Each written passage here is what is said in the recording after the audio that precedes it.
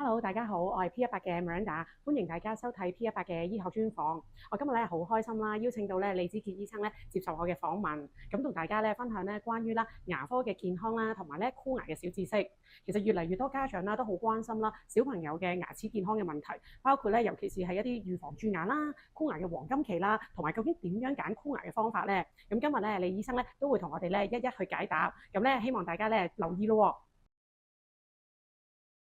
李醫生我知道坊間咧都有好多唔同嘅箍牙方法啦。咁其實咧隱形牙箍同傳統牙箍咧，其實有咩分別咧？其實呢個問題都好多家長都會問我㗎啦。基本上我哋講緊箍牙其實有兩種最主要唔同嘅方法。第一個就係傳統嘅鋼箍啦，第二個就係而家我哋比較多啲人用嘅隱形牙箍。咁其實兩種唔同嘅方法都可以達到相同嘅效果。咁我哋講緊傳統牙箍，當然係我哋講緊歷史悠久啲啦，係好耐之前嘅時候，我哋就已經係用傳統牙箍去做。好多家長會相信傳統牙箍會唔會做得快啲啊，會做得好啲啊，出嚟嘅效果會靚啲啊。有啲家長就覺得個隱形個牙箍整得嚿膠，點可以將啲牙齒移動到我哋需要嗰個位置呢？通常我舉一個簡單嘅例子俾啲家長，其實就係我哋講緊，我哋由一笪地方去另外一笪地方，假設我哋而家由荃灣去尖沙咀，我哋講緊唔同嘅箍牙嘅方法，就只不過係一個交通工具帶領我哋去到我哋要嘅目的地。咁譬如我哋成日都話，我哋有機會可能喺荃灣搭地鐵去尖沙咀，或者我哋喺荃灣搭的士去尖沙咀，大家基本上最後都會同一笪地方去到尖沙咀，唔會因為你唔同嘅交通工具而令到你嘅尖沙咀唔同咗。咁所以我哋講緊其實只不過方法，我哋令到希望帶到牙齒去到我哋適當嘅位置。咁當然啦，每一個箍牙方法都有個好處同埋唔好處。譬如我哋講緊傳統牙箍，我哋講緊佢基本上譬如我哋喺控制牙腳嗰個位置同埋角度上可能有機會做得精準一啲。或者譬如有啲大幅度嘅移動嘅時候，我哋講緊傳統嘅牙箍，我哋需要去做移動嘅時候，可能個病人未必需要好確實咁樣，我好要求佢哋好高，需要我每日都要去佩戴隨戴。咁但係隱形牙箍相對嚟講，對於一啲小朋友或者對於一啲青少年嚟講，相對嚟講係一個比較舒服啲嘅方法，或者我哋講緊口腔衛生亦都會比較容易啲去清潔嘅，因為我哋講緊喺個隱形牙箍裏面咧，其實我哋可以除出嚟，食完嘢我哋就戴翻上去。咁基本上除咗牙箍出嚟嘅時候，就好似我哋正常普通冇箍牙一樣，我哋可以用到牙線啦，清潔到每一個位置。但係傳統牙箍相對嚟講，佢就會容易啲，可能會攝啲食物喺中間。我成日同啲小朋友講笑，我當佢箍緊傳統牙箍嘅時候咧，我一定知道你琴晚食咗啲咩餸㗎，因為好多殘渣有機會留咗喺我哋講緊鐵線中間嗰啲位置，難啲清潔。咁但係隱形牙箍相對嚟講，佢就會容易清潔得乾淨啲。咁當然啦，我哋講緊無論用傳統嘅牙箍或者隱形牙箍，口腔衛生清潔對於牙齒嚟講都係非常重要，牙醫亦都非常着重呢樣嘢。咁所以我哋講緊其實冇話邊個方法會特別好啲，咁只不過醫生會幫你揀一個適合你嘅方法做就可以啦。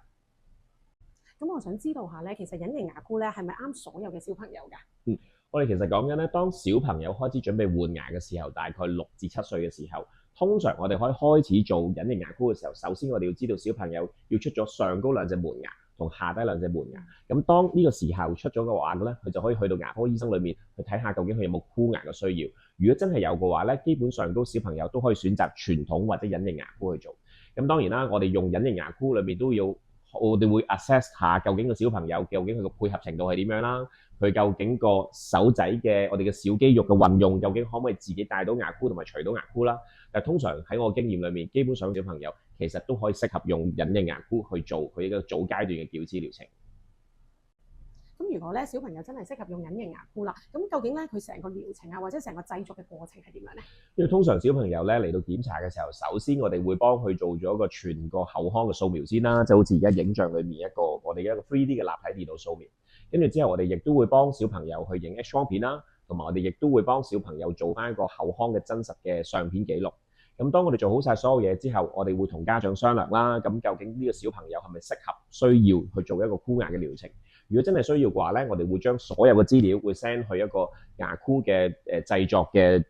工場啦，跟住會令到佢哋會製造我哋適合嘅牙箍。咁首要最重要一點就係我哋要知道呢啲牙箍係全部都係由你嘅主診醫生去做親自設計，同埋去究竟令到點樣適合你嘅小朋友。因為坊間有好多唔同嘅隱形牙箍，我哋都要需要知道其實究竟呢啲牙箍係咪由你嘅真正嘅註冊主診醫生去製造同埋設計，因為對呢樣嘢係非常之重要嘅，特別係對於啲小朋友嚟講，因為每一個牙齒嘅移動，其實醫生都需要去睇下究竟佢個牙骨裏面個牙腳嘅角度啦。因為小朋友更加複雜啲，就係佢有乳齒同埋恆齒喺個顎骨裏面，咁所以佢精準度同埋我哋嘅專業嘅判斷咧，對於成個療程嘅成功咧係非常之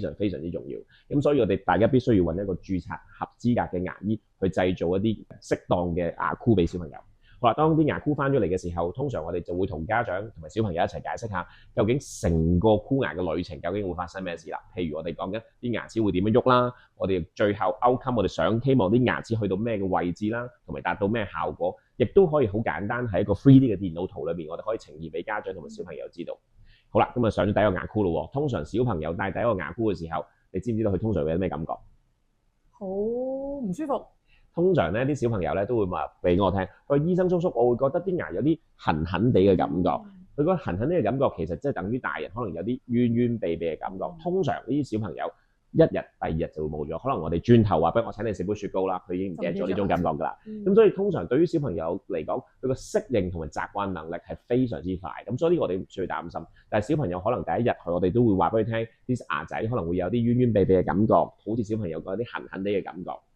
通常我都會建議家長可能第一日俾佢食嘅嘢嘅時候，成日都話佢可以食嘅正常人類食嘅嘢就 O K 㗎啦。咁千祈唔好食啲太硬啊嘅嘢啦。咁第一日可能我哋會腍身少少，基本上都第二日可以一切如常嘅食翻佢平時食嘅嘢就可以啦。咁喺成個箍牙過程裏面，我哋俾咗第一個牙箍去適應咗之後咧，通常我哋就會定期大概8個禮拜啊，或者6個禮拜，因應情況需要咧，就會翻嚟牙醫嗰裏面要做一個定期嘅檢查。因為小朋友同大人係更加有分別嘅，因為小朋友喺換牙階段，佢有機會啲乳齒會脫落啊，會鬆啊，所以中間有好多 emergency 嘅嘢，我哋有機會我哋需要由你嘅牙醫去 handling。咁所以我哋定期翻嚟去見你嘅牙醫，係一個緊密嘅同牙醫嘅聯繫同埋溝通都係非常重要嘅。咁所以當佢定期翻嚟嘅時候，我哋亦都會每一次會幫小朋友檢查下，究竟佢有冇啲乳齒有機會脫落啊，有冇啲新嘅牙仔出咗啊，個牙箍吻合程度同埋緊貼程度啱唔啱啊，而去決定究竟我哋需唔需要為佢繼續去製作一啲新嘅牙箍。咁最後啦，箍完之後咧，小朋友通常我哋講緊成個流程裏面，我哋定時亦都會可能我哋會影一啲 X 光片啦，亦都會重新做一個口腔掃描啦，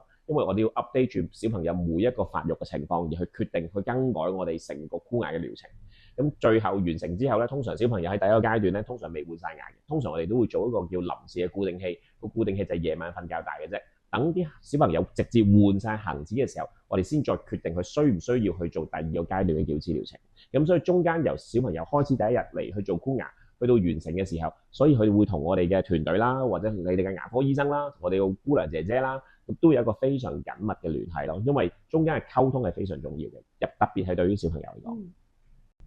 今日咧多謝晒李醫生啦嘅接受我嘅訪問，佢都係解答咗咧好多咧家長咧最關心嘅問題。原來咧小朋友嘅牙齒健康啦，同埋咧箍牙咧揀乜嘢方法咧，原來有咁多嘅學問嘅。如果大家中意呢條片咧，記得 like and share 俾你身邊嘅朋友。有任何問題咧，都歡迎咧大家留言。如果大家想了解更多健康資訊咧，歡迎咧 follow 我哋嘅頻道。我哋下次再見啦，拜拜。